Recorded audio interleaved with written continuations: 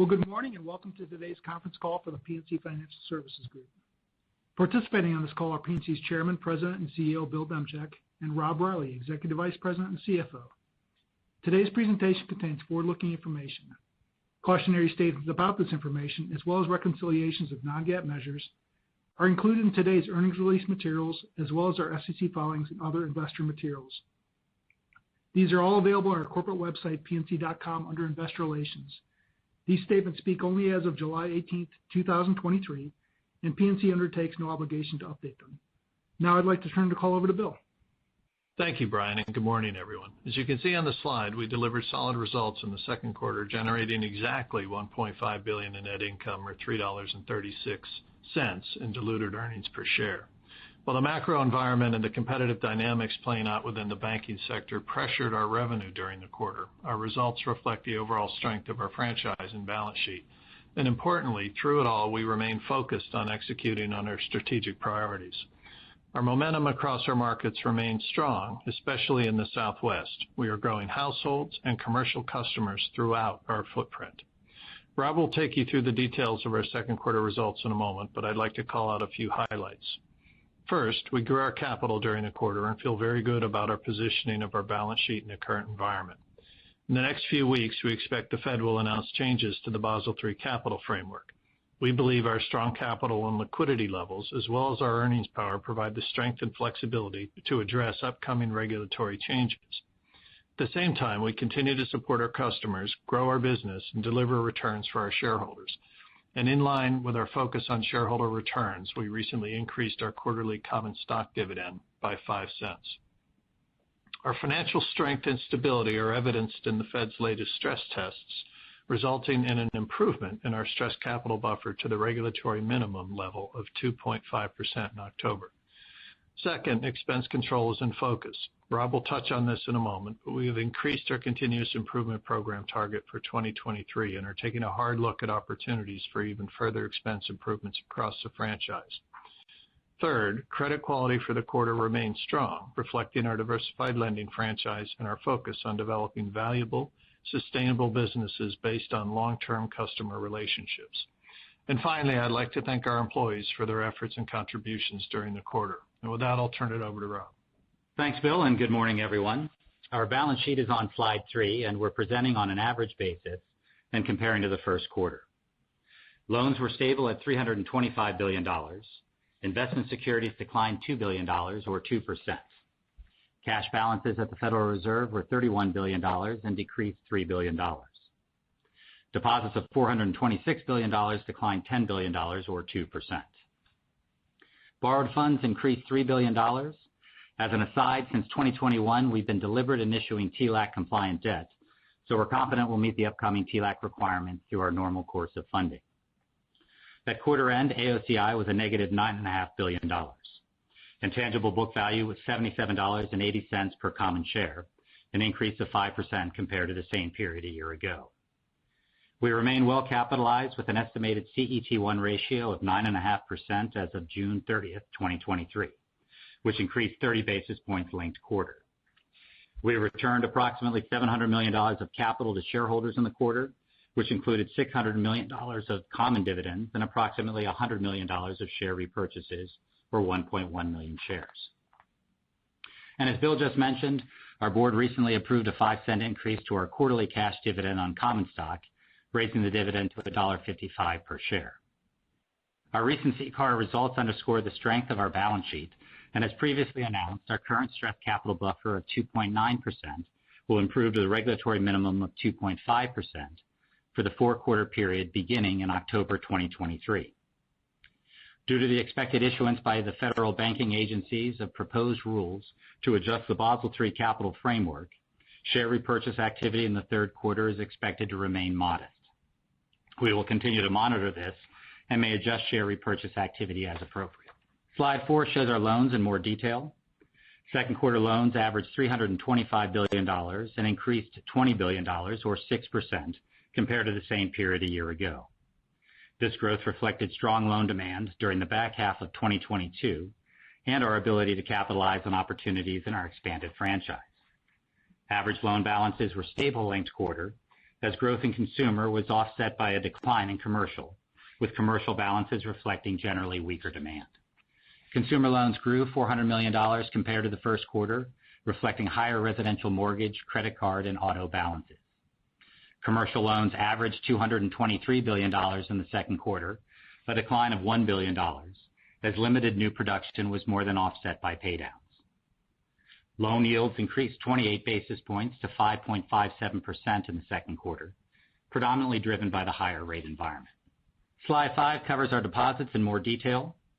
Deposits declined 2% on both a spot and average basis linked quarter, reflecting the continuing pressure of quantitative tightening and increased spending activity, as well as consumer tax payments. Deposits continue to move from non-interest-bearing to interest-bearing accounts. As expected, the mix shift is being driven by commercial deposits. In the second quarter, commercial non-interest-bearing deposits represented 45% of total commercial deposits, compared to 47% in the first quarter. Our consumer deposit non-interest-bearing mix has been stable, remaining at 10%. On a consolidated basis, our level of non-interest-bearing deposits was 27% in the second quarter, down slightly from 28% in the first quarter, consistent with our expectations. And we still expect the non-interest-bearing portion of our deposits to stabilize in the mid-20% range.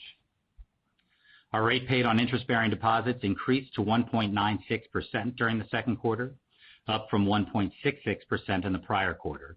And as of June 30th, our cumulative deposit beta was 39%. Looking forward, we expect the Federal Reserve to raise the benchmark rate by 25 basis points in July. We believe this will put additional pressure on betas, and as a result, we expect our third quarter and year-end cumulative betas to be 42% and 44%, respectively. Slide 6 details our investment securities and swap portfolios. Average investment securities of $141 billion decreased $2.4 billion, or 2%, as limited purchase activity during the quarter was more than offset by portfolio paydowns and maturities. The securities portfolio yield increased 3 basis points to 2.52%, reflecting the runoff of lower-yielding securities. And as of June 30th, the duration of the investment securities portfolio was 4.2 years. Our received fixed swaps pointed to the commercial loan book totaled $40 billion at the end of the second quarter.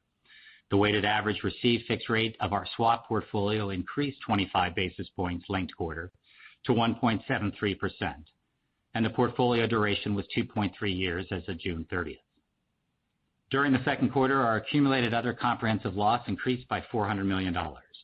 Paydowns and maturities were in line with our expectations, but were more than offset by the negative impact from higher than expected rates throughout the quarter. Notwithstanding this AOCI impact, our tangible book value increased 1% to $77.80 compared to March 31st.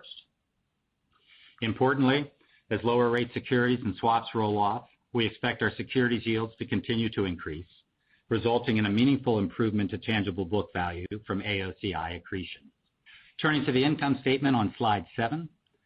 For the first half of 2023, revenue grew 11% compared to the same period a year ago, reflecting higher interest rates and overall business growth.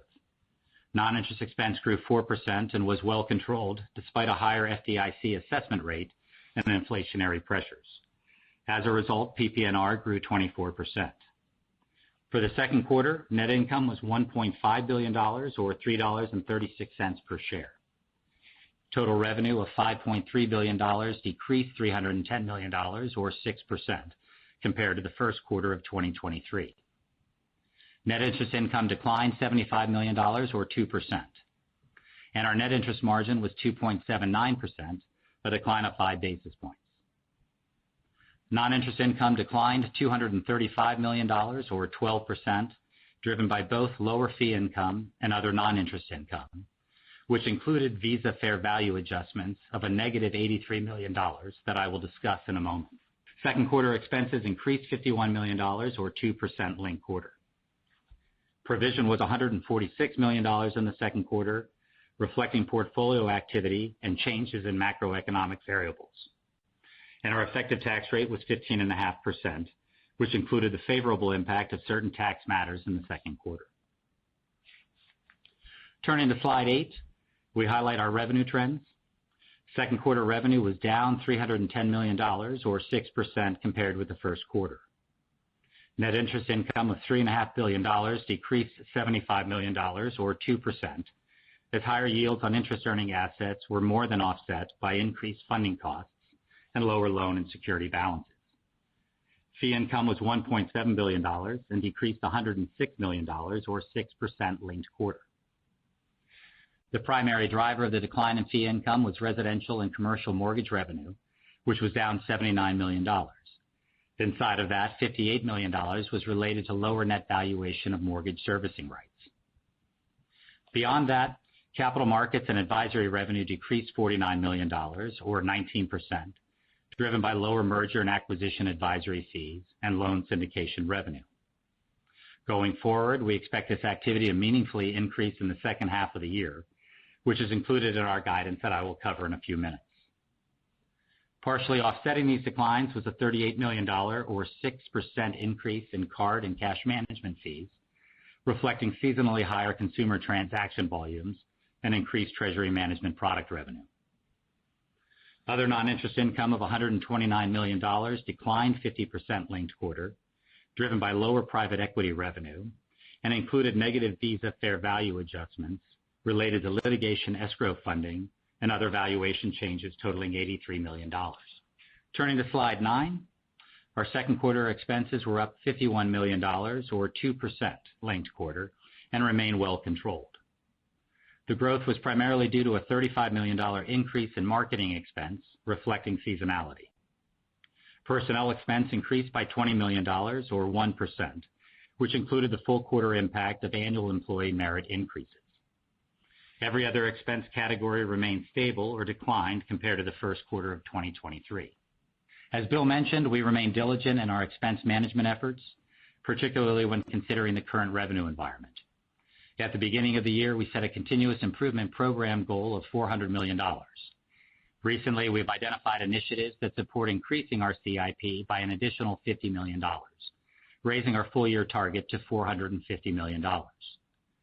Further, we'll continue to look for additional efficiencies during the remainder of 2023, and importantly, as we begin to plan for 2024.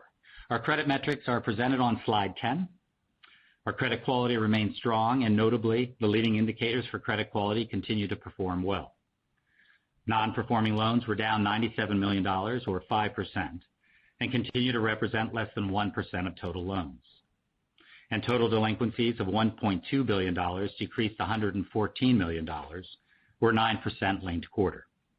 Net charge-offs of $194 million were stable linked quarter. Our annualized net charge-offs to average loans ratio was 24 basis points in the second quarter. And our allowance for credit losses totaled $5.4 billion, or 1.7% of total loans on June 30th, essentially stable with March 31st.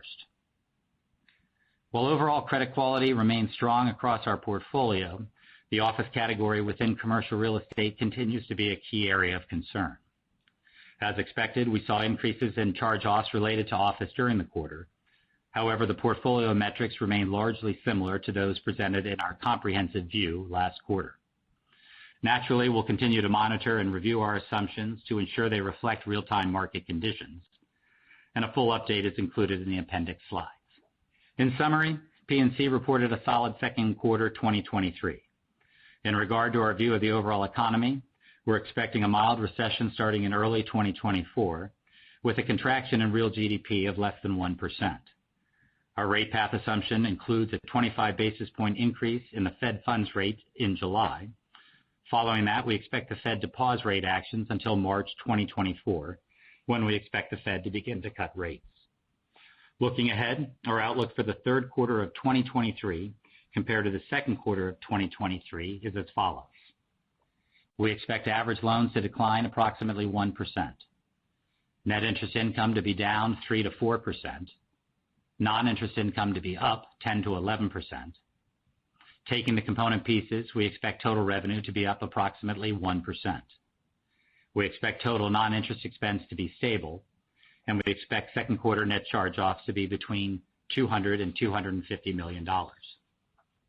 Considering our reported operating results for the first half of 2023, third quarter expectations, and current economic forecasts for the full year 2023 compared to full year 2022, we expect spot loans to be relatively stable, which equates to average loan growth of 5 to 6%. Total revenue growth to be approximately 2 to 2.5%. Inside of that, our expectation is for net interest income to be in the range of up 5 to 6%.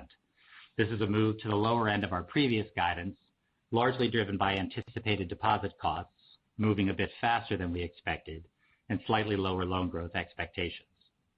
We expect non-interest income to decline 2 to 4%, which is down from our earlier expectations of stable. This change is resulting from softer than expected capital markets revenue in the second quarter and $127 million of Visa-related charges that have been incurred year to date. Expenses are expected to be up approximately 2%. Credit quality is trending better than expected, and we expect our effective tax rate to be approximately 18%. And with that, Bill and I are ready to take your questions. Thank you. If you'd like to register a question, please press the 1 followed by the 4 on your telephone. You will hear a 3-tone prompt to acknowledge your request. If your question has been answered and you would like to withdraw your registration, please press the 1 followed by the 3. Once again, to register for a question, please press the 1 followed by the 4. Our first question is coming from the line of John Pancari with Evercore. Please go ahead. Morning. Hey, morning, John. On the fee income side, if you could just maybe elaborate a little bit on your change in your expectation to down 2 to 4% for the year. I know it represents a change in your view on capital markets as well as the impact of Visa. But I know you indicated you expected a meaningful increase in capital markets in the back half. So maybe if you could kind of talk about what's impacting that and maybe help size it up a bit. Thanks. Yeah, sure. John, this is Rob. So in regard to our total non-interest income guidance for the full year, we did change it from stable to down 2 to 4%. Most of that, in terms of that decline, has occurred. So it's really reflective of what occurred in the second quarter in regard to capital markets fees, underperforming our expectations, and the Visa charge that we talked about, which is not in fees but is in other non-interest income. Going forward, we do expect to pick up in capital markets fees, and that's in our guidance both for the third quarter and the balance of the year. Just to give you some more color around that, we expect capital markets to get back to, in the third quarter, the first quarter levels run rate that we were at, and then some meaningful growth on top of that as well. And that's all in our guidance. So in short order, the decline in the guidance has already occurred, and we've blended that into the full year.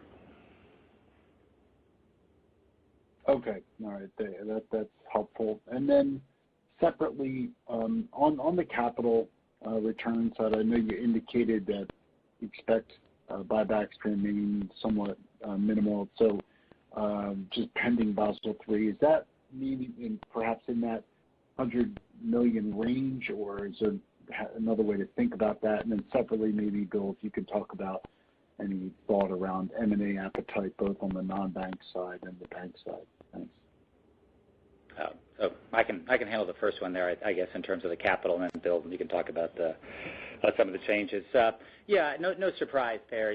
We feel good about our capital levels. Our CET capital ratio increased 30 basis points in the quarter, so we're at 9.5. We did well on the stress test, the most recent stress test, where our stress capital buffer decreased. So we're in an excess capital position. The part of that thinking was the increase in the dividend that we announced recently.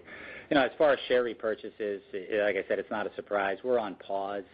It's sensible to see what these new rules mean, understand the details, and then build that into our capital return plans. So we're positioned for share repurchases going forward, but it's just sensible to take a pause right now. I think on the M&A side, we continue to look, as we have done for the last several years, at small things that might augment our client offerings. The volume of things that are being shown to us has actually probably increased. Our appetite to do them has probably decreased a little bit at the margin. Larger things, are going to be kind of a function of the environment and what the regulatory landscape looks like. But all else equal, we would be interested in expanding our franchise. Okay, great. Thanks for taking the question. Sure. Our next question is coming from the line of Dave George with Baird. Please go ahead. Hey, good morning, guys. Kind of a big picture question for both Bill and Rob. I wanted to get a sense as to how you're thinking about managing the balance sheet today, given where the cost of new money is relative to a year ago, with loans and securities down a bit. I would guess economics and perhaps some capital relief are driving some of that, but I'm curious as to how you're thinking about balancing spread revenue growth relative to managing the balance sheet for returns. I assume you're continuing to run the bank at the same ROE targets you always have, but I'm curious conceptually, guys, how you're thinking about that dynamic. Thanks.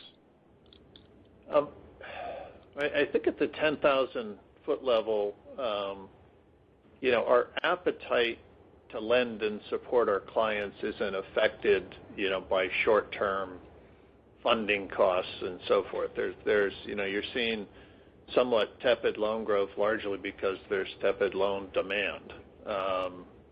I think as a practical matter, there's a backlog building. A lot of our clients have been hesitant to do refinance under some hope that spreads would come back down. I don't think that's going to happen, so I think you'll see activity towards the back half of the year. But in any event, we just, we support clients. We don't manage the balance sheet, and the clients get the result. It's the other way.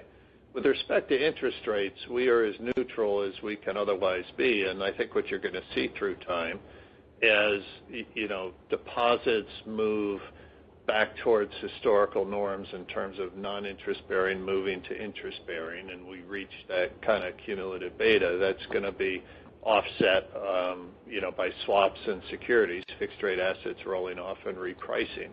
And that's kind of what we target as we run the balance sheet in a neutral position right now. Yeah, okay, appreciate it. Just to add to that, I would just add to that is, we ran for many years, substantially asset sensitive, and that's changed. So we're slightly asset sensitive, but really neutral right now.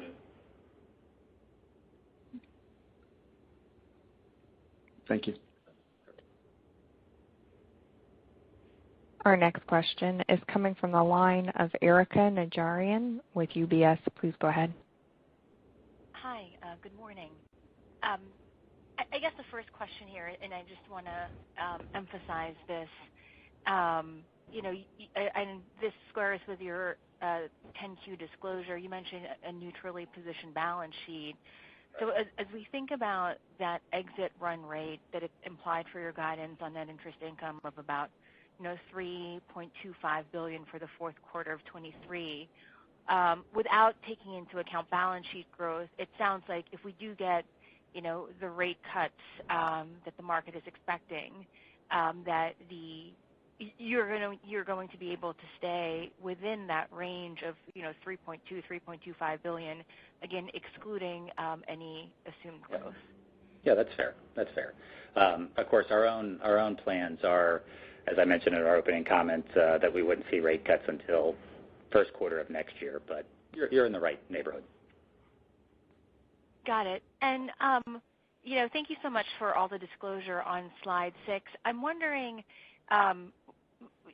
when do you think is the time to start thinking about, adding and protecting from that downside risk with regards to maybe adding new receive fixed swaps at, obviously a higher floor than where they're coming off of? And what's the pricing like for those securities, or those swaps rather? Again, we are at the moment basically neutral to rates, so a duration of equity that's been bouncing around plus or minus a half a year. So adding in this environment would be choosing to get long. Choosing to get long would basically be saying that we think the forward curve is correct and we like term rates, and I'm not sure we do that we agree with that yet, which is why you've seen security balances roll down. I think the big unknown for us and everybody is if and when the Fed pauses and then cuts rates, what actually happens to the shape of the yield curve and term rates.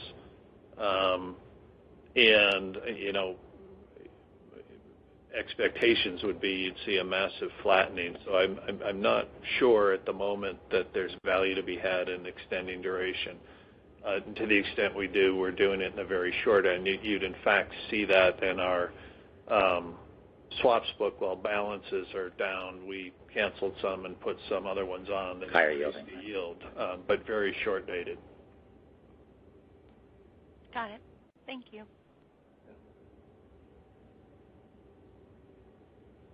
As a reminder, to register for a question, please press the 1 followed by the 4. Our next question is coming from the line of Scott Cyphers with Piper Sandler. Please go ahead.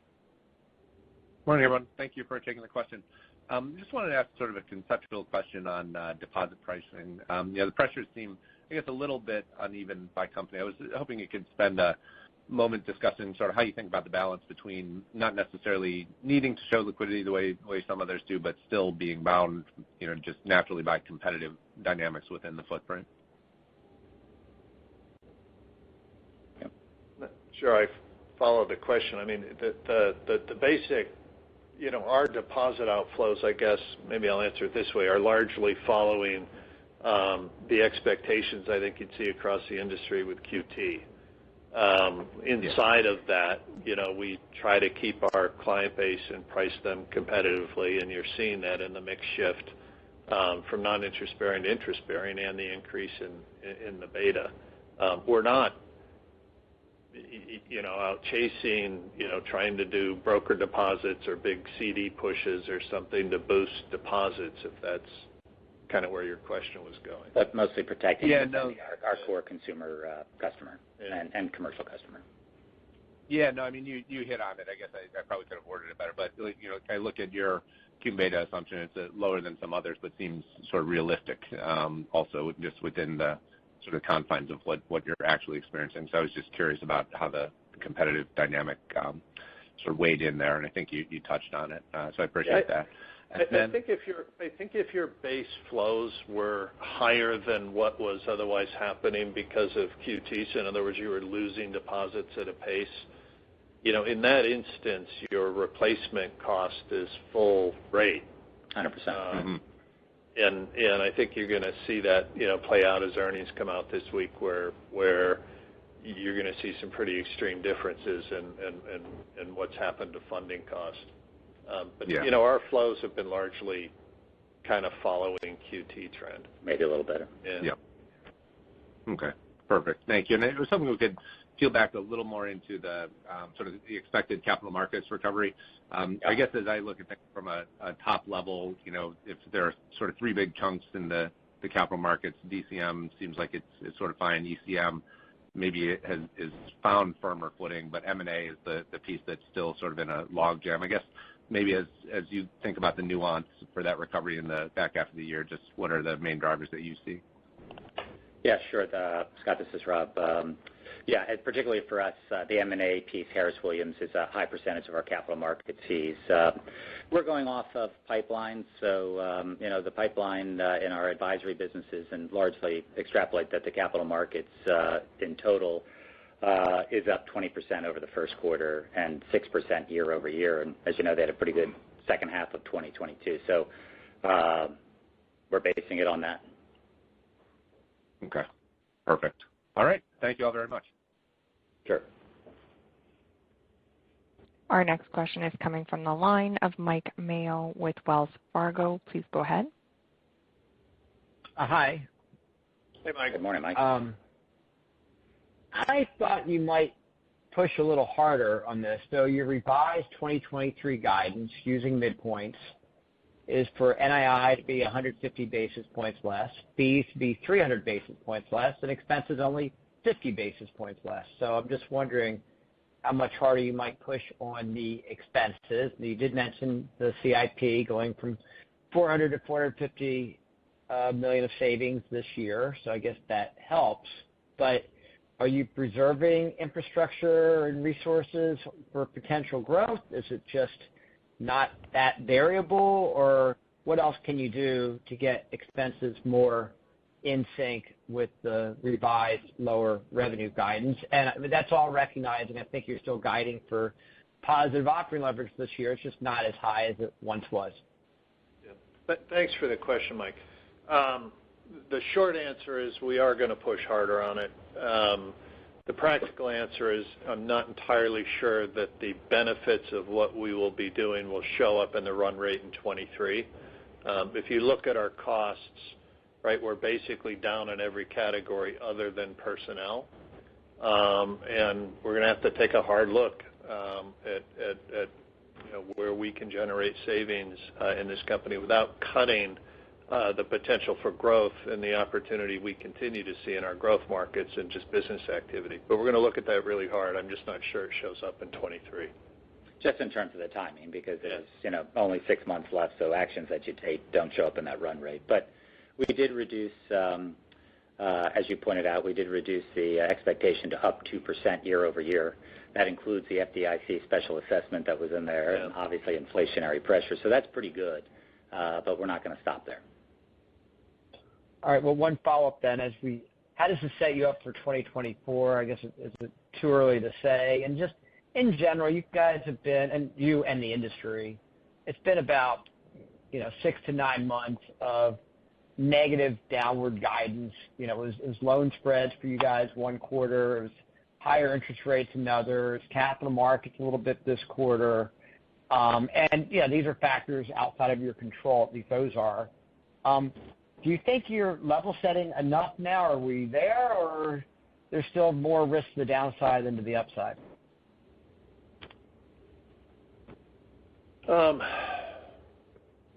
24 seems so far away at the moment. But I guess what I would say is we're running the company for the long term here. We continue to see, once we get through rate normalization, tremendous upside in the company in growth through clients in our new markets. And are we at the trough now, or are we at the trough when we, with our guidance for the fourth quarter? I don't know. I don't know if you have a view on it, Rob. Well, I would say you sort of talked about it. I mean, the disruption has been largely driven by the rate environment and the volatility in the rate environment that not only affects our earning assets and our deposits, but also some of our interest rate sensitive fees. So all the changes there are a function of the extraordinary change in the rates. Are we in the later innings of that? I think probably, but hard to be accurate exactly. Okay, thank you. Our next question is coming from the line of Betsy Graseck with Morgan Stanley. Please go ahead. Hi, how are you doing? Hey, Betsy. 2 questions. One is, I know we talked earlier about demand for loans not that great, but I'm also wondering, is there a credit box widening event or process we should be thinking about, given that credit quality is so good? Probably not. Well, you've always said we don't change our box. Yeah. I think at issue right now, it's kind of pretty straightforward. The companies who otherwise in the normal cycle would be out refinancing and perhaps increasing lines are holding off under some assumption that credit's going to get cheaper, either through rate or through spread. And so there's a backlog building. I think we wait for that market to come to us. I don't think there's a big appetite on anyone's part to go out and, go with a loss-leading price, particularly given the funding markets today. So I think it'll be slow for a while until people are kind of forced into this new environment and new pricing, and then you'll see growth. Okay. All right. Separately on the regulatory, I know you've said in the past that your LCR ratio is compliant no matter how you measure it. When you say no matter how you measure it, are you talking about, hey, even if you were at a GSIB standard, is that what you're referring to? I don't know the exact quote, but we've put the ratio out there for a while, and I'm not sure the ratio this quarter would qualify for the full 100%, but it's very close. And historically, it's been over the full 100%, even though we're measured at the 70% threshold. Yeah, no, it's much higher than anybody else we calc. So I was just wondering if that's what you were thinking about there. Yeah. Okay, last ticky-tacky thing is just on this FDIC special assessment. I'm not sure if I heard this right or not, but is that in your full-year expense guide, or should we be thinking about? No. Thanks for asking that, Betsy. So, no, the FDIC assessment that I was referring to was the one that was announced last year that went into place at the beginning of this year, 23. It doesn't relate to the special assessment that's being contemplated for the Silicon Valley Bank and Signature Bank, which we expect to be finalized sometime in the second half. So our guidance does not include that. And that you would be putting below the line, is that right? Well, we'd be expensing it, but we need to understand what that number is. Got it. Okay. Yeah. All right. Thanks so much. Sure. Thanks, Betsy. As a reminder, to register for a question, please press the 1 followed by the 4. Again, that's the 1 followed by the 4. Our next question is coming from the line of Ebrahim Poonawala from Bank of America. Please go ahead. Hey, guys. Good morning. Good morning. I had a couple of follow-up questions. One, I think you talked about interest in expansion, I guess, as it pertains to M&A. When you talk to investors and bank management teams, it appears that there are 3 hurdles to that. One is lack of policy alignment in D.C., mark-to-market purchase accounting, and then the macro. Bill, if you had to rate them, which of these 3 is the biggest hurdle to trigger a little bit of a consolidation in the sector? I think for the industry broadly, it's fair value accounting on targets where, even MOEs at this point, there'd have to be, for most banks, it would get together a fairly substantial capital raise. And that's gonna stop people from doing things. I think you've heard quite loudly coming out of D.C. Recognition that there's going to need to be consolidation in the industry to create competition against some of the giant banks. So I don't know that shows up largely on a hurdle. And the final thing is just the franchise value of what you might look at. People used to do deals just for size. I think we're in an environment, in a credit environment, where that can be dangerous because I think there's a lot of bad balance sheets out there, heavy real estate concentration and other things that would be a red flag. But the mark-to-market is the primary challenge. Got it. And I guess no way to resolve that than lower rates at some point. And just as a follow-up on interest rates and your deposit beta guidance, it all feels incremental, well within control. If the Fed is close to being done, do you see a big risk of deposit behavior shifting, back book repricing down the road? Or if the Fed is actually done, we're getting close to the end game here? So a couple of things. I want to go back to your comment on it just quickly on we've got to wait for rates to go lower. You don't necessarily need rates to go lower. You need the existing book to pull to par, right? So for example, our securities book, because of short duration, will pull to par very quickly. Others, some have long books, some have short books, so it'll vary across the industry. The issue of deposit betas, if the Fed just freezes and stays here for a long period of time, you would have deposit beta creep.